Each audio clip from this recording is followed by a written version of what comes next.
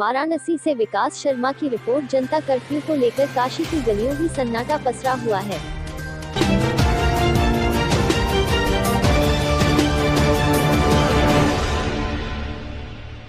गंगा घाट पर लोगों की भीड़ अब देखने को नहीं मिल रही है जैसे पहले की तरह हुआ करती थी। बीएचयू गेट पर भी सन्नाटा पसरा है, जबकि यहां 24 घंटे जाम की स्थिति बनी रहती थी। डीएम कौशल राज शर्मा और एसएसपी प्रभाकर चौधरी शहर का भ्रमण कर रहे हैं। दोनों अधिकारियों ने बताया कि काशी की जनता अपने सांसद और देश के प्रधानमंत्री की अपील को गंभीरता के साथ आत्मसात कर अपने अपने घरों में है। पुलिस को कहा गया है कि यदि कोई दुकान खोले या सड़क पर अनावश्यक घूमे तो उसे समझा बुझाकर घर भेज दे।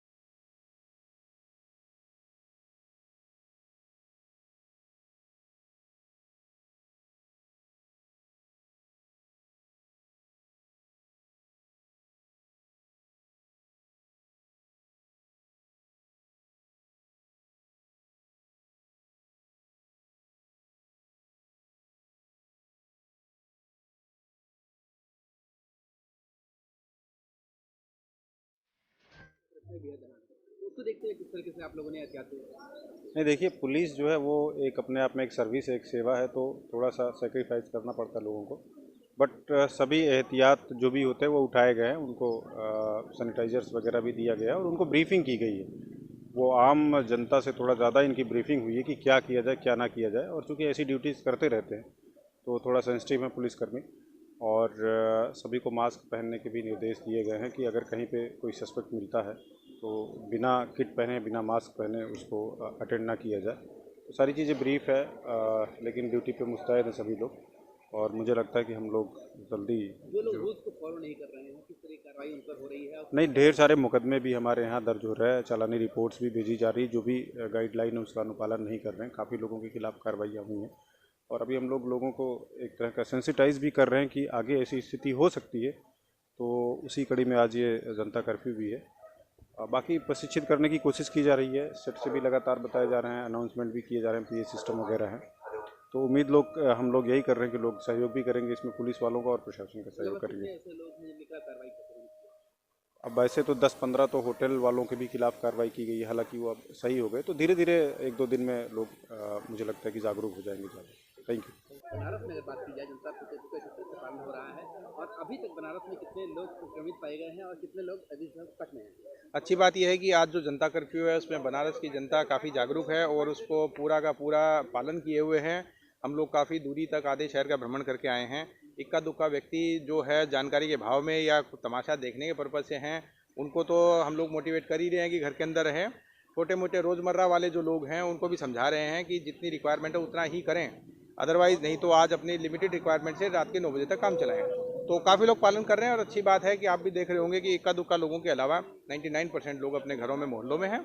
जहाँ तक संक्रमण की बात है, वाराणसी में अब तक केवल एक केस पॉजिटिव निकला है, वो ग्रामीण क्षेत्र का है। पिंडरा तहसील में उस व्यक्ति को पॉजिटिव संक्रमण पाया गया है। ये व्यक्ति दुबई में काम करता था और वहीं से 3 दिन पहले आया था दीनदयाल उपाध्याय हॉस्पिटल में। उसने अपना इलाज के लिए वहाँ पे अपना चेकअप करवाया था, उसका सैंपल लिया था और कल वो सैंपल पॉजिटिव आया है। आज उसको दीनदयाल हॉस्पिटल में ही आइसोलेशन वार्ड में रखा गया है। उसके सबके घर वालों के सैंपल्स लिए जा रहे हैं और उनको टेस्टिंग के लिए भेजा जाएगा। इनका पूरा गांव लॉकडाउन करवाया गया है। ये बहुत एक छोटा गांव है जिसमें 300-400 लोगों की ही आबादी है। पूरे गांव के लॉकडाउन करने के बाद आज उनकी थर्मल स्कैनिंग भी करवाई जा रही है। 2 दिन तक सारे के सारे लोग भी अपने होम क्वारंटाइन में रहेंगे। किसी को भी सिम्टम नजर आएंगे तो उसका भी ट्रीटमेंट किया जाएगा। इसी प्रकार बाकी लोगों की सैंपलिंग भी एक्टिवली ली जा रही है और कोशिश है कि कोई भी पॉजिटिव अगर है तो तुरंत उसका सैंपलिंग हो और वो क्लियरली हम लोगों के सामने आ सके ताकि उसका इलाज शुरू हो सके। अभी तक अस्पतालों में कितने ऐसे मरीज हैं जिनका टेस्ट के लिए भेजा गया है, जो अभी आइसोलेशन वार्ड में भर्ती है? आइसोलेशन वार्ड में जो एक व्यक्ति पॉजिटिव पाया गया, इसके अलावा कोई भर्ती नहीं है। 4 लोग हैं जिसका सैंपल और भेजा गया है। वही लोग हमारे पास इसके अलावा हैं। जब वो पॉजिटिव हो जाएंगे तभी उनका आगे ट्रीटमेंट शुरू किया जाएगा, अन्यथा उन्हें डिस्चार्ज कर दिया जाएगा। 4 लोग अभी वर्तमान में हैं। कुल अभी 40 से ऊपर लोगों की सैंपलिंग करवाई जा चुकी है, जिसमें केवल एक व्यक्ति की सैंपलिंग ही पॉजिटिव आई है। सर, अंतिम सवाल ये है कि जनता कर्फ्यू के बाद कितने दिनों तक बाकी चीजों पर प्रतिबंध रहेगा और क्या क्या चीजें रहेंगी? आने वाले 2 दिन तक, सोमवार और मंगलवार को बनारस में जो सारी दुकानें हैं जो ज़रूरत की नहीं हैं उनको उनको बंद करने के आदेश दिए गए हैं। केवल वही दुकानें खुली रहेंगी जो बहुत अत्यंत आवश्यक होती हैं, जिसमें सब्जी की दुकानें हैं, जनरल स्टोर्स हैं या प्रोविज़न की, अनाज की, गल्ले की, इस प्रकार की दुकानों के अलावा सारी दुकानें आने वाले 2 दिन तक बंद रहेंगी। इसके अलावा खाने पीने की, रेस्टोरेंट की, चाय की, पान की, वो सारी दुकानें 1 हफ्ते तक बंद रहेंगी, क्योंकि यही दुकानें हैं ज़्यादा जिनके ऊपर लोग ज़्यादा भीड़ भाड़ लगाते हैं। इन सभी दुकानों को बंद करने के थ्रू हम लोग पब्लिक को अपने ज़रूरत की चीज़ों तक ही पहुंचने के लिए प्रेरित करना चाहते हैं। आने वाला 1 हफ्ता बड़ा क्रूशियल है पूरे देश के लिए, इसी तरह बनारस के लिए। 1 हफ्ता खाने पीने की दुकानों पे और 2 दिन के लिए, आने वाले 2 दिन के लिए गैर जरूरी दुकानों पे प्रतिबंध लगाया गया है। सर, बात की जाए सैनिटाइजर की, लगातार सैनिटाइजर एक तो मिल नहीं रहा है और जो भी मिल रहे हैं वो ब्रांडेड कंपनियों के नहीं है, कुछ ऐसे कंपनियों को बेचे जा रहे हैं जो लगातार एक कालाबाजारी टाइप का देखने को मिल रहा है। और जरूरत के सामान के लिए आपातकालीन न बचे, इसके लिए खास क्या कर रहा है जिला प्रशासन? इसके लिए बहुत ज़्यादा बड़ा जागरूकता अभियान चलाया गया है कि जिसको भी साबुन की उपलब्धता है वो सैनिटाइज़र के लिए अपने मार्केट में ना जाए। साबुन बहुत ही एक पर्याप्त चीज़ है और हाथ अगर साबुन से बार बार धोते रहें तो वो सैनिटाइजर से ज़्यादा इफेक्टिव है।